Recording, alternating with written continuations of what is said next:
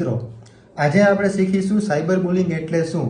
What is cyber bullying. મિત્રો અત્યારે બે પ્રકારની દુનિયા છે, રીલ્સની દુનિયા અને રિયલ દુનિયા. અમુક લોકો એવા હોય છે કે જેનું કામ છે બુલિંગ કરવું. એટલે કે ઓનલાઈન કોઈને ડરાવવું, કોઈને ધમકાવવું, કોઈને અપશબ્દો કહેવા, સોશિયલ મીડિયાની અંદર ખરાબ કોમેન્ટ્સ લખવી. ઓનલાઈન ક્રાઇમની ભાષામાં આને કહેવામાં આવે છે બુલિંગ.